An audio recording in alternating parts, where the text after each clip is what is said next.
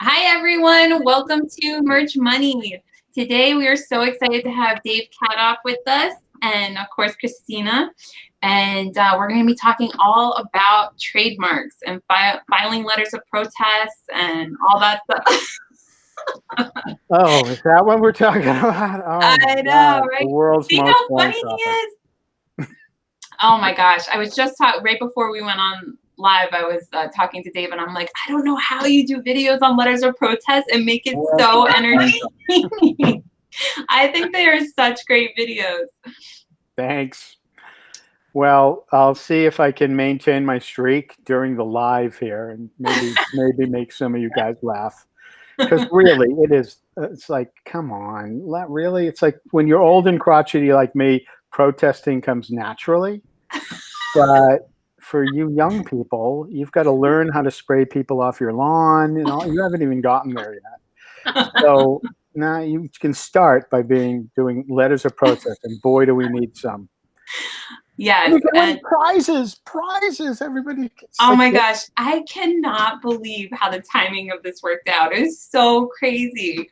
Because I got a message today that we couldn't have the guests we thought we were going to have, and I was like, oh, the contest starts today. I wonder if anybody from Trademark WatchDawgs wants to come on.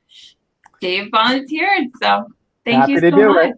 Happy to do it. It's like, it's just we've been around. I think Ken started the group February 2018, so we've been around a little over a year. I was so amazed by that because to me it feels like it just started, and I was like, wow, it's already been over a year. Because I was looking back too. I'm like, oh my gosh, time is flying.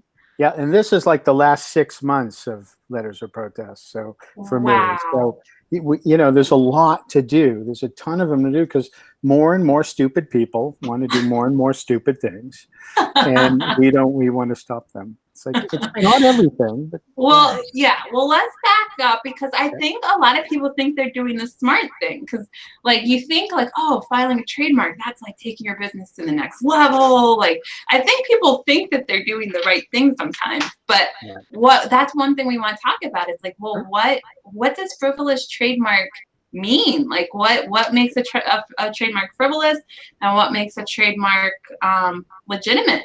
You want to just dive right in? We can just start right with the core of it.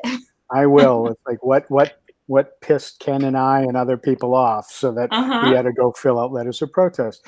I can really tell you what my definition of frivolous trademarks is. All right. Just one person out there that feels strongly about this stuff. So to me, here's what a frivolous trademark is. It's when there exists already a body of work or a lot of items or for sale with a phrase. So like an example would be Unicorn Squad or Meowika. You do a search for either one of those two things, and there are a ton of shirts out there with that already on it. So what happens is somebody comes along and says, well, I'm going to corner the market on that. Here's how I'm going to do it. I'm going to file for a trademark. And I know what people say. They say, look, why doesn't the USPTO just deny it? Well, they can't. That's not how the process works. If you can fill out an electronic form properly and you have $225 on your credit or debit card, you can file for a trademark. Doesn't mean you're going to get it, but you can file. And you know what happens when you press the button, the return button, and they take your money? A whole lot of nothing for about 3 months. That's it. They do nothing with it. Gotta love the government. It's just they're backed up. I don't really know the exact reason. I don't speak for them. That's always the explanation anyway. Yeah, we're backed up. Always, at all times. But they do nothing with it for about 3 months. It just sits there. They can't just deny them. They have to actually go through a process of examining them just to see whether they should be trademarks or not. And there's rules and regulations. There's a law. Regulations are manifestations of a law. You have a law, and then a bureaucracy has to come up with regulations to enforce the law. So that's how it works. So the law was created, I think, in 1945. It's been around a while. Needs some updating, but it it hasn't. I don't know if it'll ever happen. I don't know what senator out there's excited about changing it, but it is the law we have. Well, one thing is I want to see what would be an example of a time when you should file a trademark. Like, what is this a trademark supposed to be for? Yeah, if it's something that you're going to that's a brand, it's like already a brand too. If you've got a brand, you can, I don't know, make one up. It's like monkey see, monkey do apparel.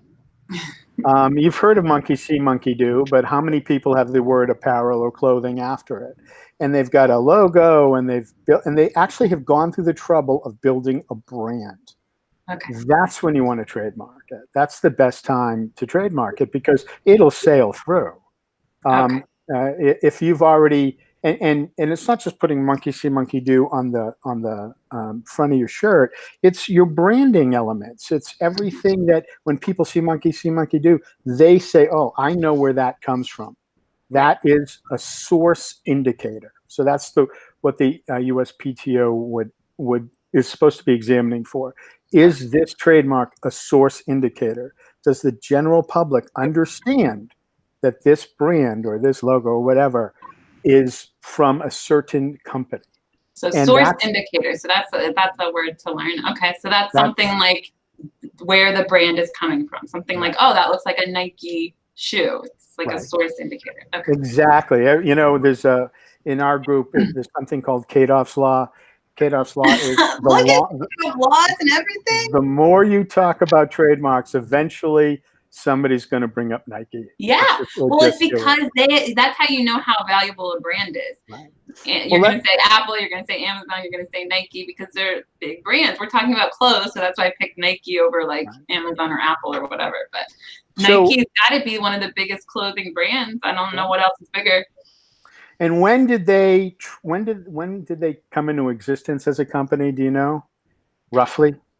Nope.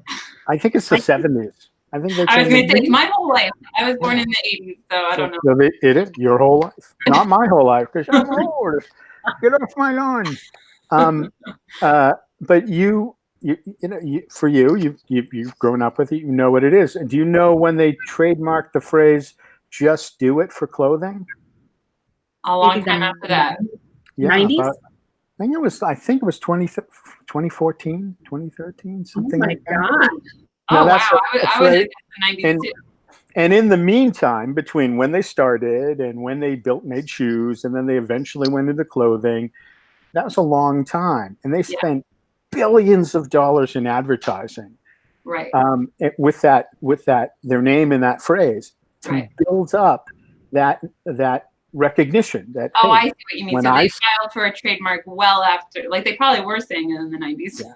Now, if somebody had filed it earlier, they could have easily protested it because they would have been like, "People, please." And I'm sure somebody at the USPTO would have seen that right away and said, "No, you're trying to confuse people that Nike, that you're the same source indicator as Nike." It probably would have just gotten rejected.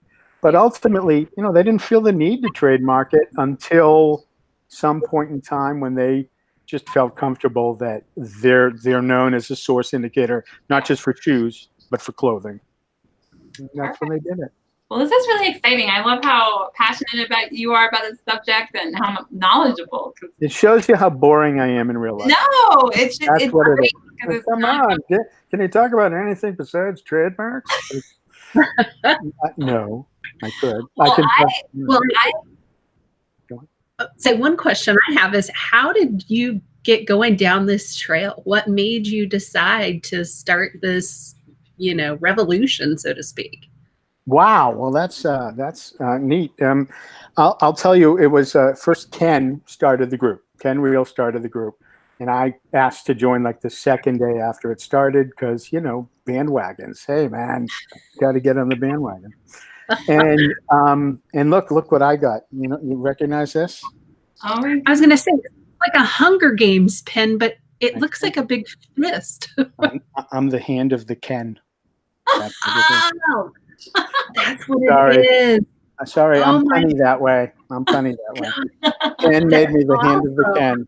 Thank you, cool. Ken. Oh, with the hand. I see it. It's from Game of Thrones. Game of Thrones. My friend Yes. Shakespeare's Workshop. If anybody wants one, they're cheap.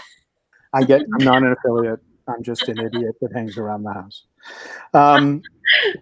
So why did I join though? Why was I passionate about it? Because somebody went after one of my phrases that I had been making money from. And you know what? I'm going to tell you something. You guys are probably great at print on demand. I suck. I pretty much suck. I can 1 out of 400 designs sells. I suck. You're like, let me get my aggression out on trademarks. Right. So the one that was selling, somebody came in. Now, I wasn't the only one using the phrase. 50 other people were copycatting me. And maybe I was copycatting them. Who knows? I didn't really know. I just did it. And then somebody wanted a trademark. I'm like, that's not right. That's not fair. Yeah. That sucks. I need the money. I got kids going to college. It just can't work like that. They can just come in and put me out of business. Well, they can if nobody does anything about it. They sure can, and that's what happened. So I filled out one. I didn't have a video, so that's why I did the videos, is because I went through and powered through and figured it out. And then I said, well, maybe I can help some people out. I figured it out by calling up the USPTO a lot. They're like, hello, Mr. Cadoff. What's your question today? Seriously. Well, I could one-up you and knock on their door if you want me to. You could. If they don't answer your phone after a while, I live very close to the office, though. The thing to remember is they're all just normal people. They all want to go home and barbecue on the weekends. They're probably my neighbors. Yeah, they probably are. They're just like, you know how boring I think this topic is? Can you imagine doing it all day long? It's like, No, no more. No, you're killing me, people. You're killing me. So they're just nice people. They'll answer all your questions. They're paid to answer them. They're bureaucrats. They get money for this. That's their job. And they're very friendly. They're very nice. And I asked a lot of questions. When I didn't know, I asked a question. If I didn't know, they had somebody call me back. And I just picked it all up. And then I just started, I worked out a system. If you watch the videos, I worked out a system where I could gather information or evidence very quickly and turn around and file it in 10 minutes, 15 minutes. I've got one researched and filed. And it really is that fast, guys. Like, you have to watch. I don't know if I linked a specific video. I got to link it if I didn't. But you did a video like explaining clearly how to do it. And it really is so simple. It sounds complicated when you're like, oh, I got to gather evidence. But it's like you just go to a website. It's very quick. Yeah. And don't overthink it.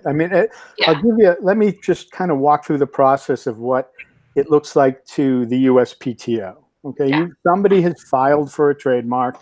I told you it's sitting there for 3 months before it gets assigned to an examiner. Yeah. What they call an examining attorney, an actual real attorney who knows the law and all that stuff. And they're going to go out and determine whether this trademark should become a trademark. I will tell you, they do lean towards granting trademarks. Oh, hi, little puppy. I saw a little puppy go by. Sorry about that. He likes to make an appearance every once in a while. Okay, if he has a question, roof, roof, roof, roof, there's my answer. So that examining attorney they're going to go look at the application and make a determination. They got probably a half an hour to kind of review it and go do their research. Not a long period of time. They're not just sitting there stroking their beards, pondering, smoking a pipe, blowing smoke rings. Or are they? Do we really know? Or are they? I don't know. You can go drive by, and if there's like all people in the parking lot smoking, and sorry, I'm here from Merch WatchDawgs to do an audit of the USPTO. I didn't know Gandalf was an examining attorney. Why are you blowing? So these guys, this is what they do. This is really what they do all day. Is they handle these trademarks or the applications. They review them, reject them, pass them on, whatever. Now, what happens for us is if we see one that we want to protest, well, you watch my video or watch any other. There's other videos out there. Watch whatever you want, figure it out, ask questions. We'll help you, and then you send it in. Now, it doesn't go to the examining attorney. it goes to this smaller group of people called attorney advisors. Most of them are paralegals. Some are lawyers.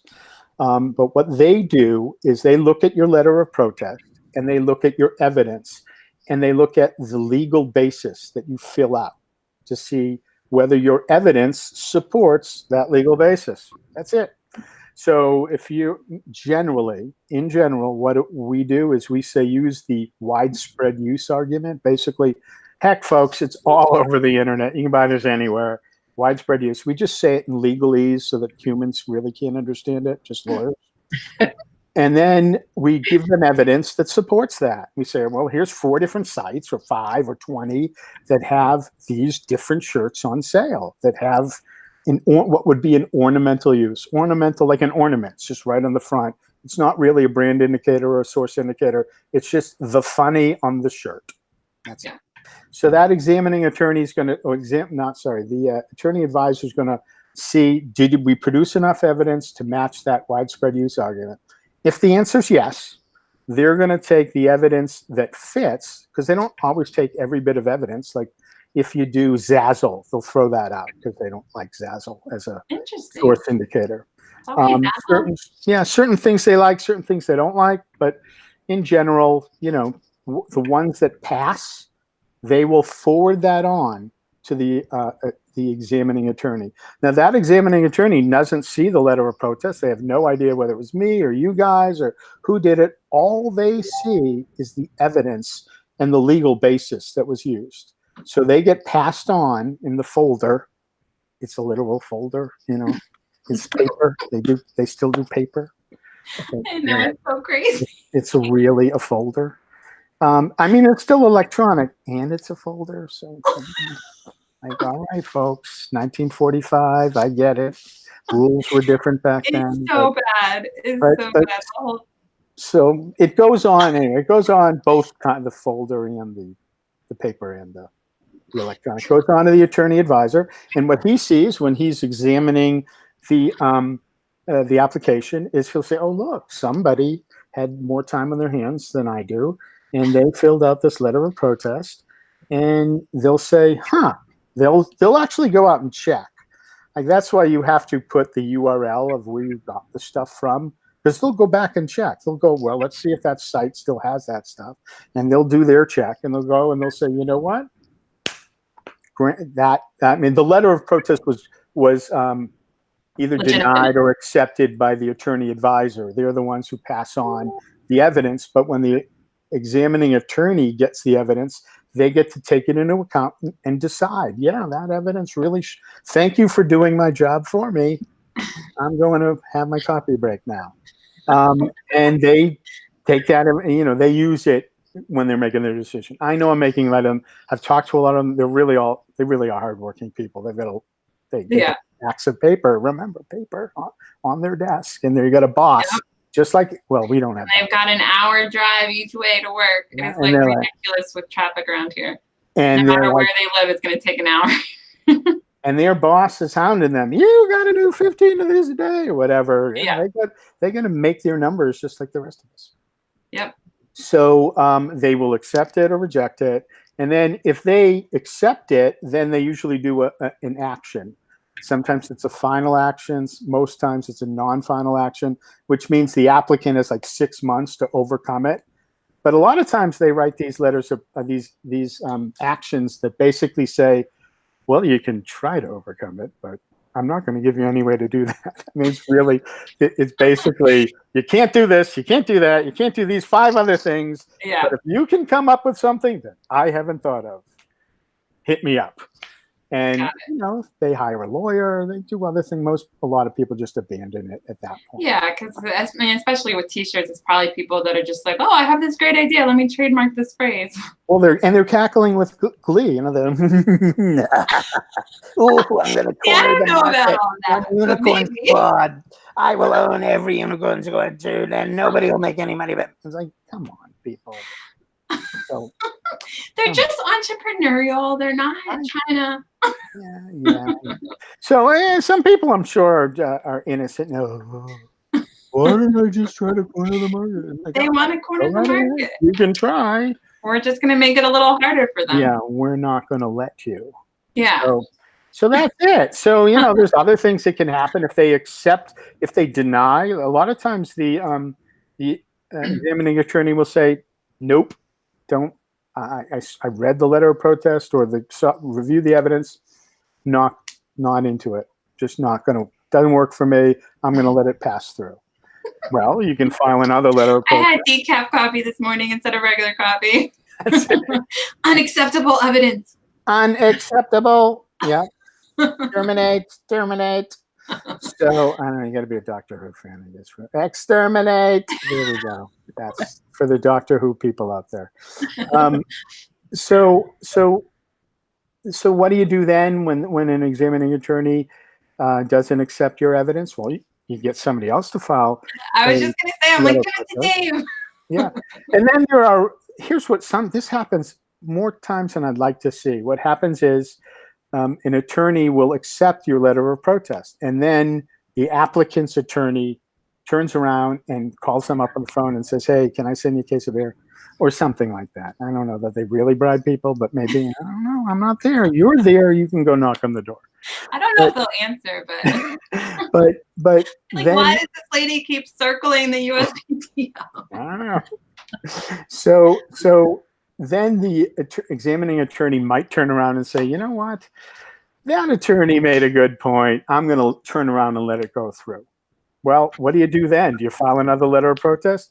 Do you really think that attorney is going to change his mind again? I've never seen it happen. If they change their mind once, that's all you get. They're not going to change it again. So you've got to do something else. Well, what you can do is wait until the trademark is published for opposition, and it's literally published in an electronic magazine. It just on a certain date, they're every Tuesday, and it just says, okay, people, you got 30 days to oppose this. You can do a letter of protest during that 30-day period. The nice thing about that is it doesn't go back to the examining attorney. It goes to somebody else in the commissioner's office, essentially, one of the deputy commissioners, basically a boss of a boss. Right, there's a examining attorney, boss of a boss. Well, because we've had have this down pat. Oh yeah, we've had to do it. We've had to do it a bunch of times. You know all their names, like everybody that's there? Well, Ken's actually met a couple of them face to face. I know I've spoken to a bunch of them on the phone because they're like, can you get rid of this guy? I'm going to send him to you now. Okay. Yeah, Mr. Cadoff, we're transferring you to Department L31, whatever. Like the They're like, oh, your turn. But what happens sometimes with the commissioner is they send a sternly worded memo back to the examining attorney, basically saying, you messed up, clear error, whatever. You should reconsider what you were doing. Then they change their mind. When a boss's boss says you should change your mind, they change your mind. That happens. So that's how sometimes you can overcome an attorney changing his mind, get one to change his or her mind twice. But it's like the only way. And then after that, it's either file what they call oppositions, which are $400 a pop before you talk to a lawyer, or file a cancellation, which is $400 a pop, and like several grand in having them file actual legal paperwork. It's just a real hassle, costs money, and your odds of success are lower. I love it. LOPs are free. It's really cool that you guys have figured out this whole process. So speaking of the costs, once you have to officially go to opposition, what does Trademark WatchDawgs use the money for? Is it used for stuff like that, or is it used for other things? Oh, that's a great question. And normally I'd have a joke to put in there, but I won't, because people will believe it. Somebody will be like, I can't believe that they do that with my money. we have a VA who helps us out with a lot of the paperwork, but basically most of it, you know what we've used it for? Nothing yet. It's saved. Why? Because like an average cancellation is like 25 grand. It's a lot of money. Yeah. You know, we're getting $2, $5 Patreon. Some people are very generous. Right. I know some people who are very, very generous. And thank you for being very, very generous. But most people, I appreciate the $2. I appreciate the $5. But when we've got almost 9,000 people in our group. We've got a little over 300 patrons. It's not a lot. We're thankful for every single one. All right. But it's hard to build a war chest at the at the pace that we're gathering money. So so the bottom line is most of the money still there from day one. And we will figure out the best time to use it. We actually might have, I don't want to, the reason I'm not going to tell you. Yeah, no, you don't have to. The reason, and really, is because I don't want to tip my hand to that person that we might be going after. You know, okay. We'll let everybody know after we've filed whatever we're going to file. But there are several that we've been watching for over a year that we couldn't stop in the LOP phase. We might have to. It's just like which one is going to do the most damage to the marketplace, and the more people that would get a takedown, the better for us, because it gives those are real people that get hurt. And truly, the USPTO does care about the small business people. They're not going to. Well, if one small business person is going to try to put all these other small business people out of, that matters. That does matter to them. So when you're doing it's called the trial at the TTAB, the Trademark Trial and Appeals Board. They're the people that handle like cancellations and oppositions. So showing that it will do material damage to people that were already doing business matters. And that's kind of where we're at with some of them. Eventually, we're going to have to spend that money. But the fear is we start and then we run out of money. I got to pause you right there. I just looked at the chat and I realized my whole family's watching and they're all at Long Beach Island. So thank you. They're all at a beach house with 26 people and they're all watching right now. And they are all asleep. Yeah. I'm like, one person's watching and the rest of them are like, why does she do this? Why does she? I know. So last year when I was at the beach this time, we had Neil Lassen on. He and I did the show from the beach. This year I didn't go. I'm still home because my husband's in the National Guard and he has a 5-week training that starts next week. And so he couldn't take a week off work when he's about to take 5 weeks off and go travel. And I didn't want to miss his last week home, so I didn't go to the beach this year. We certainly appreciate his service. Oh, and the reason I'm here is because nobody asked me to do anything. So. Oh my God. So Dave is so funny. I don't mean to interrupt. You were on a point and I just got distracted with my family. But before the show, I was telling him, I'm like, you were so funny. And I had no idea he actually was a comedian before. You got to tell us about that. A bad one. I did stand up. I did improv. I loved improv. I could do improv. Well, this is improv. I love it. It's so, because people they're like a lot more easygoing on an improv because they're like, ooh, I don't want to do that. I have to be funny and I don't know what I'm going to say up front. No. You do that. You're good. Stand up, it's a little less forgiving because people, they sort of know that it didn't come out that you've been practicing or you've done it before, right? People sort of know that. They're expecting a little higher level of humor. Yeah, they're going there specifically for someone to make them laugh. So it's like a make you laugh. That's why there's a 2-drink minimum, pal.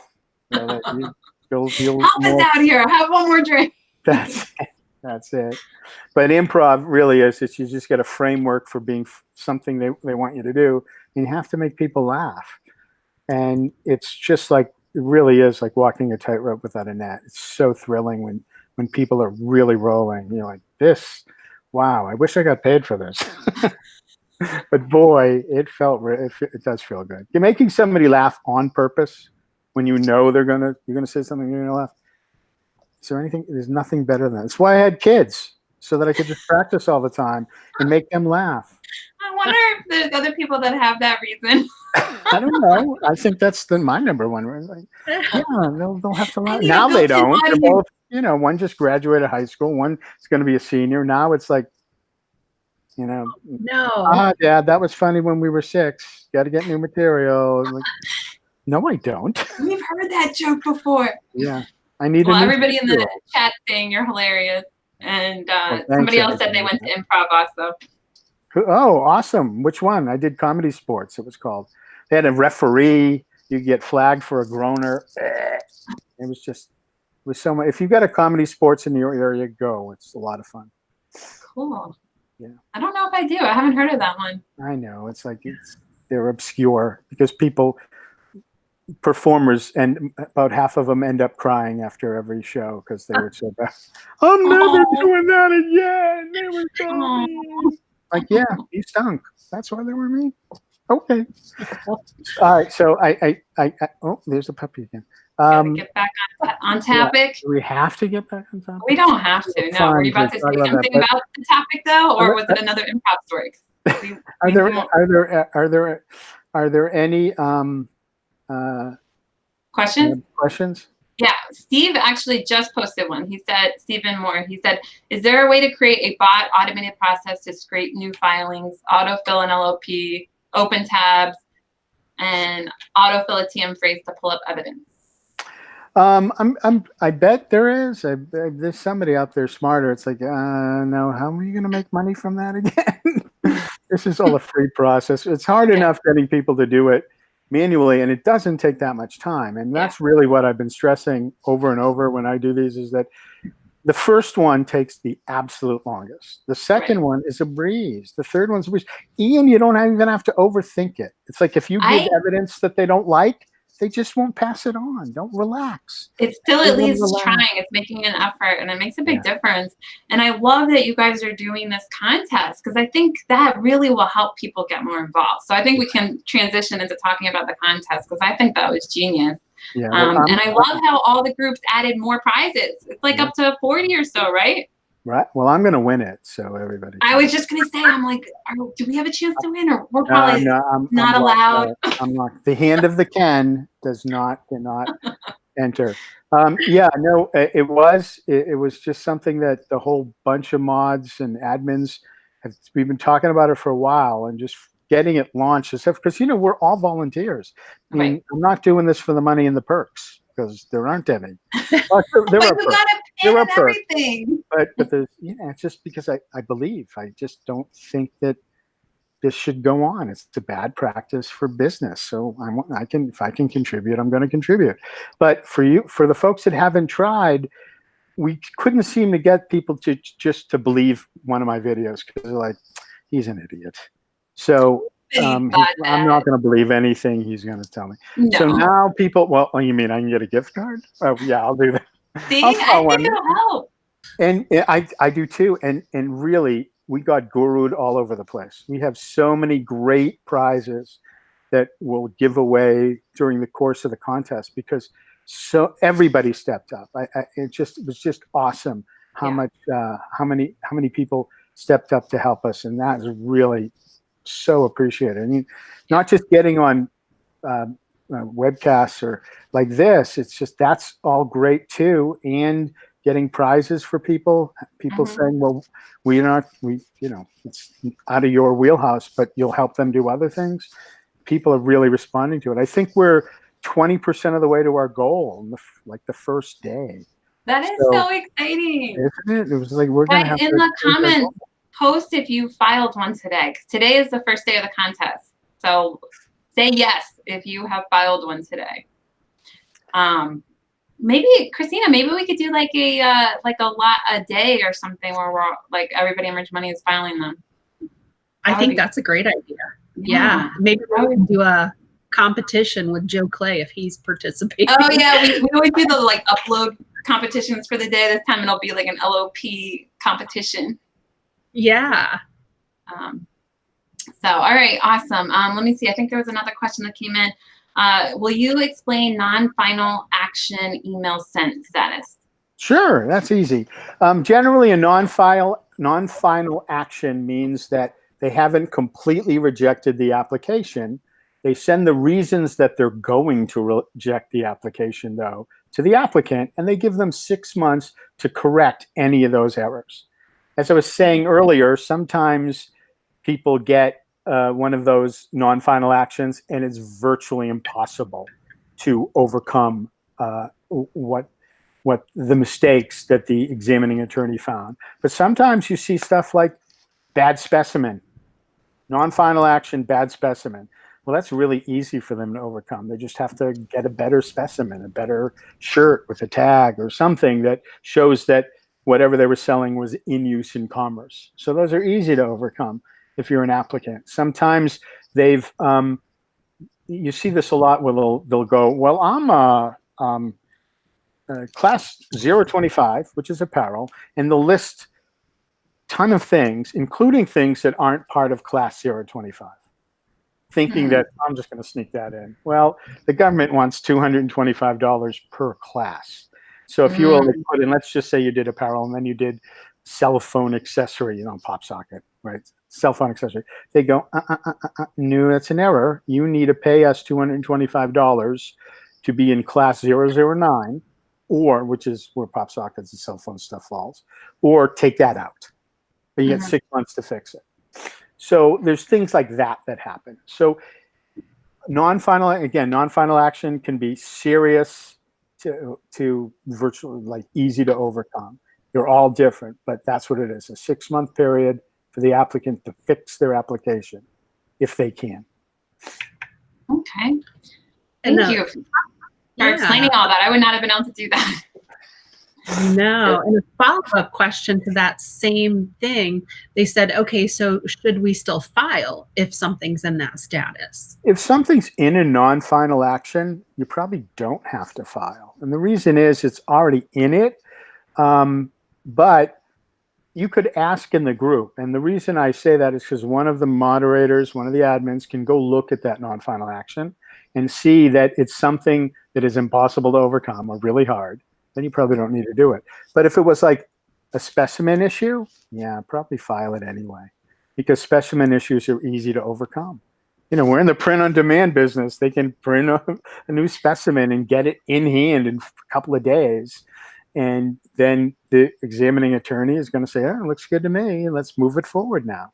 So if you've got other reasons beyond just a bad specimen, like widespread use, it's already in widespread use. People have no idea that what you're saying is you're not a source indicator. They can't tell it came from your store or from you. Yeah, then you would want to file it. So case by case basis. Don't be afraid to ask. You can always hit me up privately. I'll eventually answer. It can get overwhelming. Guys, think about that when you message people. Like if you don't get an answer, it's not because they're avoiding you. It's just that sometimes when you go on live shows, all of a sudden everyone has the same idea to message that person, and it could be overwhelming sometimes. Thank you. Yeah. So, and I just wanted to say thank you to Amy. She said she filed 5 today. So oh my goodness. Great. You're in. That's amazing. It's like, what did she say? How hard was it? How long did it take her? I don't think she thought it was hard, but she does have a question because I don't think she really was aware of the thing about awaiting examination. So if it doesn't say awaiting examination, is it still okay to file, or it should always say? Well, it depends on what it says too. It could be, a final action, or that it's going to be dead in a month or something like that. Right. Again, if you're not sure, just ask. We'll tell you. Especially now with the contest, we know a lot of people are going into this with no knowledge of how to do it. Yeah. So we're and guys, if you mess up in the beginning, it's no big deal. We're all learning. So yeah, you really get it. But if it is a waiting examination, that's about the best time to do it, because it's just sitting there. And when they assign it to an examining attorney, he's going to get the packet, right? The application and the protest at the same time. And they're human. They are going to think something. It's just, if it comes later after they've examined the thing, then they have to go back and look and say, oh, well, I already made a decision. Do I want to remake my decision? Because then I'll look bad to my boss. That's a real thing. Oh, that's true. Humans think that way. They want to. It's more important that they look good to their boss than they reject a trademark that might be iffy. Yeah. So don't make them think. Don't make them think that thought. Give them as much information up front as possible. So if you see something filed, and the new trademarks are generally published 4 days after they're filed, that's that's an awesome time. Let your letter of protest sit there for 3 months with the application. Won't hurt anything. Awesome. Nobody's going to be like tapping their fingers waiting for it to be assigned. It'll move through the workflow of the USPTO. Perfect. And somebody was commenting about hoping that people in big tiers contribute. I think this is an example of something where tiers have nothing to do with anything, right? Everyone can contribute. We're all equal in this endeavor. Yeah, absolutely. The USPTO doesn't care at all about tiers. Yeah, they're not aware of our tier structure. I'd be on a high tier, I got to tell you. I'll be on a high tier, but not like in real life where I'm not. No. You're like, I have a pin. That's gonna count. I do. Hand it again. That's important. Yeah. So and don't overthink it. Seriously, people worry so much about how the formatting, or it's like, here's the easy one. Make sure it's legible. I'll just tell you from my story is that I thought I was smarter than I really was at one point, which is, any day that ends in Y, pretty much. But I had figured out this workflow for getting evidence delivered along with a letter of protest, and it worked. And then I'm like, man, I can make it faster. So I made it faster. And then I got like 8 in a row that were rejected.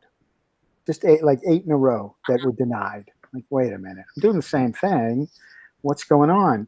So at the bottom of every letter of protest, whether it's rejected or accepted, is the name of the attorney advisor that looked at this stuff. That's how you know everybody's name. Picked one out of the pile and said, I called her up directly. I got her direct number. Why not? Called her up and said, okay, what did I do? And she, you know what she said? She said, I'm so glad you called, Mr. Cadoff. Like, that's my father. That's the old joke. That's my father. Call me Dave. I'm so glad that you called, Dave. I'm like, really? You're glad I called? We've been waiting for your call. What do you mean waiting for? Did you call the IRS too? It's like, am I in trouble with them? Because if I am, I'm not Dave Cadoff. I'm somebody else. I'm Ken Real. That's who I am. So she said, no, we were literally, she's like, we were sitting around a break room talking about you. I'm like, really? I'm that handsome. What am I, George Clooney? Come on. And so I'm not. So come on. What are we talking about? She's like, well, we get assigned these randomly, and it just so happened that a bunch of us got yours around the same time, and we were talking about how you used to present your evidence and how you changed, and it forced us to change, to start denying them. And I'm like, why? Because the stuff you printed out was too small. We couldn't read it. See, we print out, that's how we know it's paper. She's like, it looked good on a PDF and you can zoom in, but I print this out and eventually give it to an examining attorney, and that guy wouldn't be able to read it. I'm not going to pass on stuff that he's not going to be able to read. I'm like, really? So if I send it in, but I do it the old way, basically it was like 3 across instead of 5 across. Mm-hmm. It's like, yeah, we'll take it. Yeah, that was the only. It's like, why can't they type in the website and print it out? It's so ridiculous. I know, but they can't. That's not their rule. And they can't call me and tell me I'm doing it wrong. Really? They have to be impartial. I can call them, but they can't call me and say, hey, stupid head. Oh my God. I'm driving me nuts working here. So, but listen, they talked to me. They told me what to do. It wasn't like they gave me an unfair advantage. They had to wait for me to call, which I did. Nobody, how many people call? Nobody. I'm so glad you did that. Thank you for that. Well, you're welcome, but it's just that curious thing. It's like, I knew I was doing it right. What was I doing wrong? It's kind of like, I don't mind being wrong as long as I learn what I did to be wrong, because then it saves me time in the future. Being wrong is not so bad as long as you can fix it in the future. And that's what they will do. That if you're curious about why your letter of protest was denied, call the person on that phone. I'm going to tell you something. They're bored. They're super bored. They're waiting for the lunch, their coffee breaks, smoke break, bathroom break, whatever they're doing, they're like anything to break up the monotony of the same thing over and over again. So give them a shout. They might thank you for it. Just don't be a jerk. Yeah. Don't call them up and yell at them. If you call them up and yell at them, the word will get around. Yeah. So no, don't do that. Be super nice, informative, thankful and you'll get the right information. And you may make your own contact there who'll tell you what you should or shouldn't do when you're filling out letters of protest. Just like, I mean, how do I know them? Seriously, just from what I'm telling you. Yeah. They have no idea. Well, they do now, but at the time they didn't know what Trademark WatchDawgs was. Now they actually know who we are. That's so great. It doesn't take much sometimes to really make a big difference. Yeah, so I really appreciate you paving the way and learning all of this for us, and then not only learning it and doing it, but then teaching everyone else. Yeah. That's a big effort. So I really appreciate it. Yeah. So happy to do it. Yeah, and guys, I saw some questions. People are asking where to donate, so that's good. Thank you so much. There should be in the description, the Patreon link to donate. And there's also the rules of the contest in the description. So it goes from today until what, 30 days from now? It goes till the end of July. End of July. You got like 38 days. So you got some extra days in there. That's right. It's like, look, you can. There's like a first, second, and third prize, and then there's a participants prize. So if you just participate at all, you're in the running for that. And then we're going to give out daily prizes because I told you we got guru stuff, lots and lots of guru stuff that was sent our way again. And it's just we're all just trying to help. So it's all of us are trying to help and participate, and then it really helps if everyone else helps as well. So it's the more people we have, the better. Well, I'll tell you, it was getting a little disheartening there for a while. It was like our Patreon numbers were going down instead of up, and people were just complaining about what we weren't doing for them. Like, we're all just folks. We're just volunteers. I got a million things going on. It's hard to remember sometimes. Like, just like you guys get this. I'm sure you get the same thing. Anybody brave enough to go on camera, it's just people sometimes just feel entitled to stuff. It's like, well, they'll say, I want this, and I'm like, well, I want to be taller. So neither one of those things are going to happen. Sorry. Well, I think it's great that you're doing the contest, and I think things like that in the future, days where we all do it together, all do file LOPs. Because even if we just took a half an hour and did it, like just have a LOP hour, it's more fun when you know everybody else is doing it too. Sure. So, well, even if you spent some time just looking for one that you wanted to do, that's almost the hardest part for people. Just like, well, which one should I do? Well, here's how there's a way that you can not only go to our Airtable where we store the ones that people have bird dogged for us, but there's a way to go search the USPTO and itself, and you'll get a list of things, and you can kind of go through, and you'll find that 80% of the stuff is either like, what were they thinking? Stuff like, it's never going to bother me. It's never going to bother anybody in POD, or it's stuff that's legit, like something, I don't know, car shop, right? Like Miyawaka car shop that's in class, whatever automotive services, I think 045 or something like that. You're like, I'm not going to protest that. Why would I do that? But you're going to look in basically class 025, which is apparel, 009, which is where pop sockets fall. And I think 14, 16, and 18 are like paper goods, books, leather goods, things like that, things that you can put stuff on. You put your brand on stuff. And you know what? If people are putting their brand on stuff and you think that that's a legitimate brand, you do not have to file the letter of protest. But if the person next to you thinks should be, they have every right to do that. So we're not the arbiters. The best part about this whole thing is that we don't have to arbitrate it. We've got a whole organization, the USPTO. That's what they do. They arbitrate this stuff for us. Let them do their job. They will. Yeah. Yeah. Oh, and Ken saying that there's going to be they're trying to have a representative go to the Dallas merch conference in spring 2020. That'd be great. That would be awesome. Fantastic. Yeah, everybody plan on that, Dallas in spring 2020. Yeah. Yeah. I do have a couple questions for Dave. Can you tell me roughly how many LOPs have been filed by the people, in the Trademark WatchDawgs group? Yes, I can tell you very roughly. It's above 0, and it's probably less than 500. I think it's probably, I think last year, and Ken can put something in the chat, but when he went to a meeting, they told him how many were filed, and I think we did about 10% of them, just our group. So I think we did a little over 300. There were like 3,000 that were filed last year, and a lot of them went through. Most of our letters of protest were accepted. That's fantastic.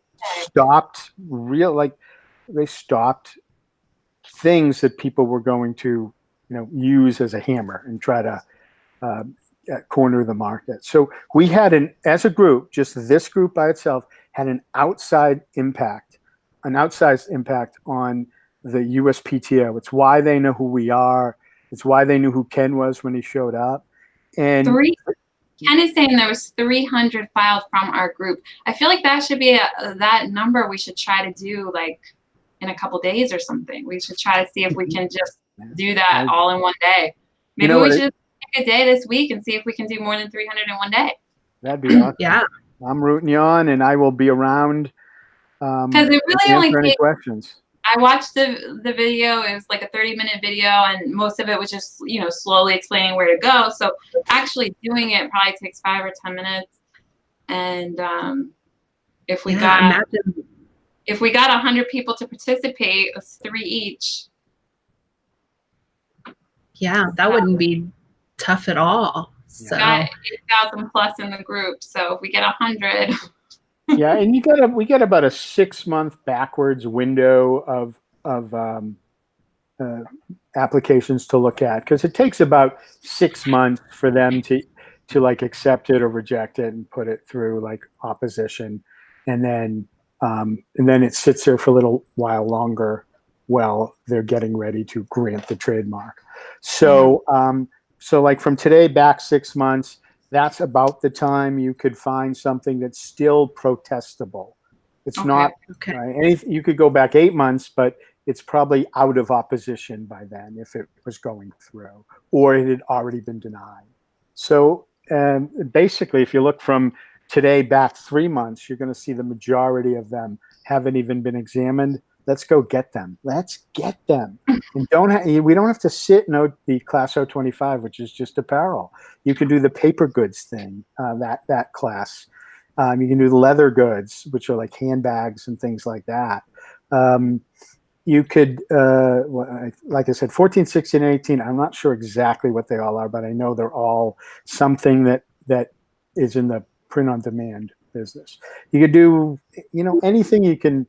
If you look at a class and you see something in that class that you've seen on a print-on-demand platform, you could protest the trademark if they're going for that class. And let me tell you, there are people out there that spend a lot of money. They'll go and they'll spend $1,000 trying to register one term for 5 classes. The good news is you really only have to pick one that shows widespread use. You don't have to do all 5. Okay, perfect. Wow. Christina, what day do you want to do this? What's your? I just want to do an hour, one day this week.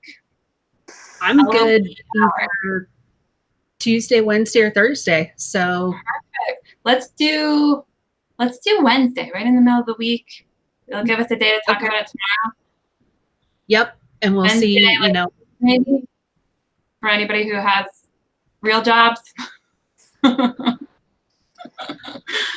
All right, we're going to do a lunch hour LOP session on Wednesday. Everyone can do this. We'll all learn together. We have to do at least 300 because that is how many they've done so far. We got to do it all that 1 hour on Wednesday. Yep. All right. And what will happen? So, so I've seen Ken comment and I've seen things like that, but,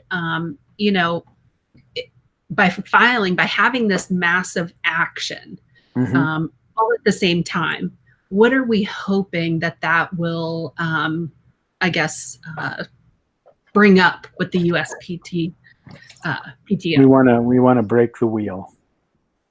Okay, that's what we want to do. We want to break the USPTO in a good way. It's just like we've been doing this for a while, and they like what we do and how we do it because we give them good evidence. We do it the right way. We're not trying to overwhelm them by like filing the same trademark 14 times or the same LOP for the same trademark 14 times, which you shouldn't do. You shouldn't ever do that.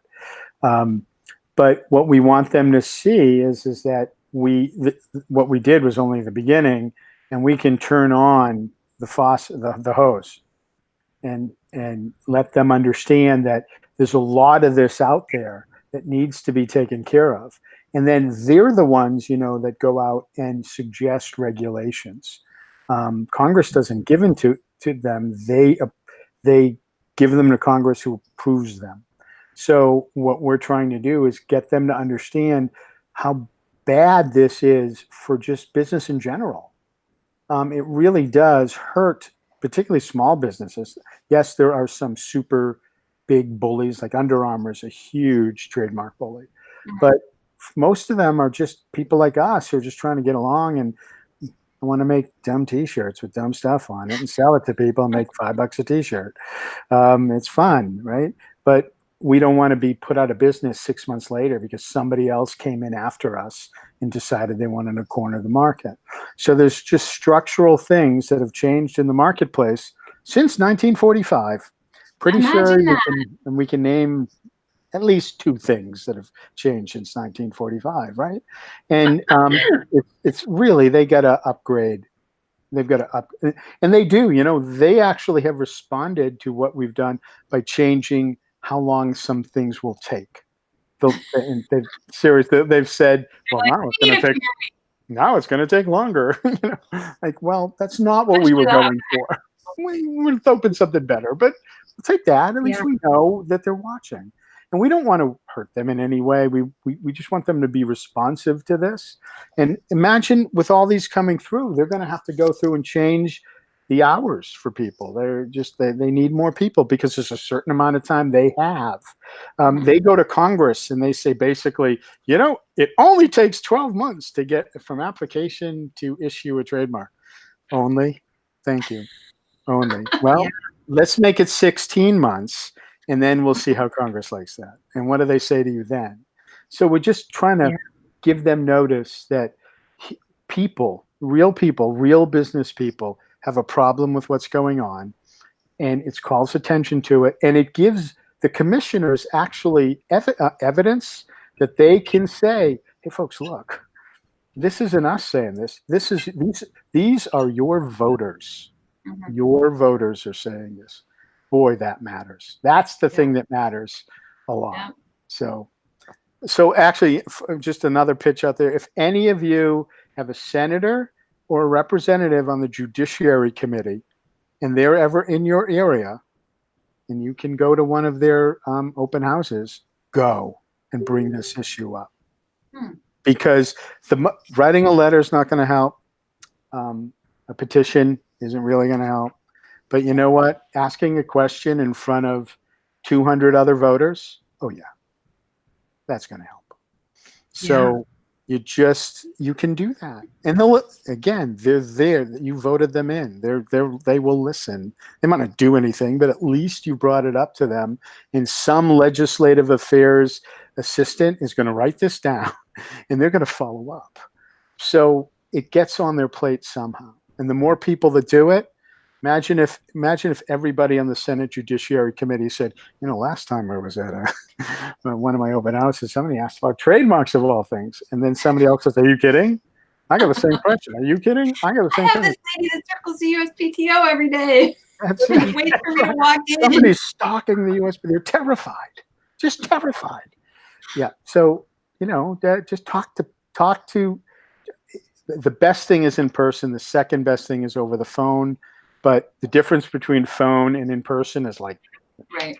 huge. Well, definitely let me know if you know of any events or things happening in DC or Alexandria, which is I think where the USPTO is, because I'm here, so I can go over there. Yeah. Yeah. Well, this is fantastic. I can't believe it's already 9. Do we have any more questions in the? Oh, good night, Tim. I can't believe my whole family's having to watch. Yeah, this, Long Beach. Let's hear from Long Beach. While they're at the beach, there's so many better things they could be doing.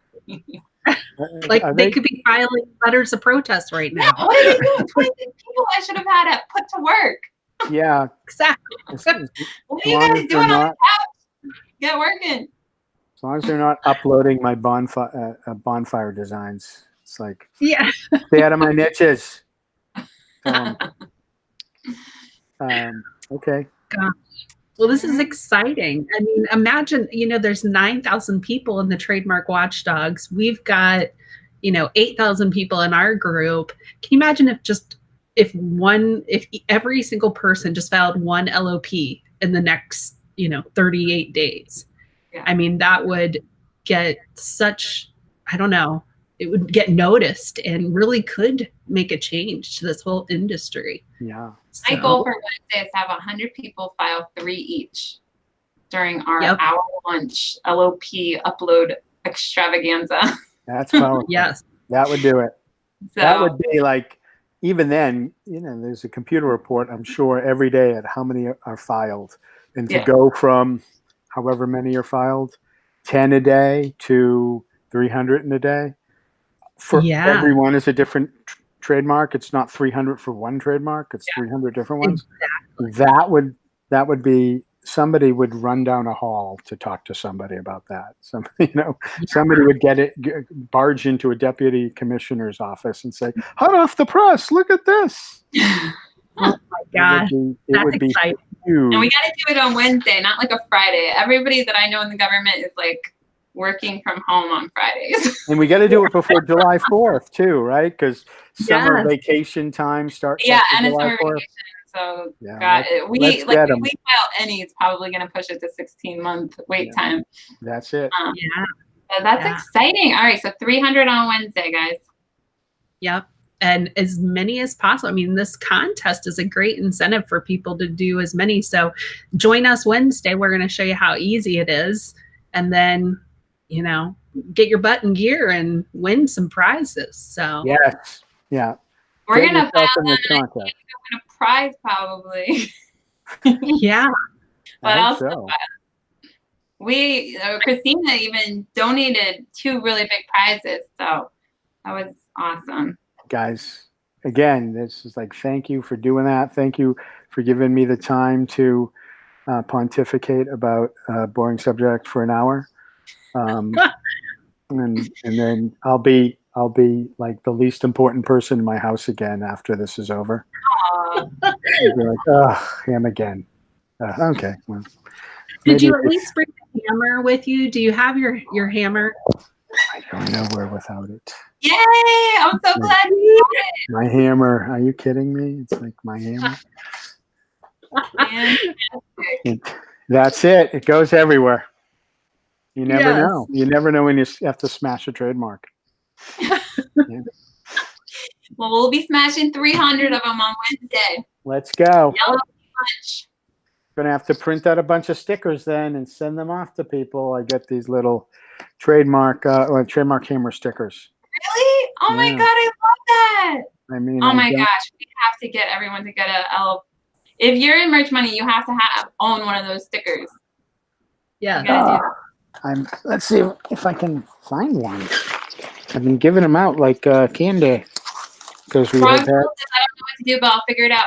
That's why I do it Wednesday at lunch, and we'll record it. I'll go live somehow, Facebook or YouTube, and we'll record it.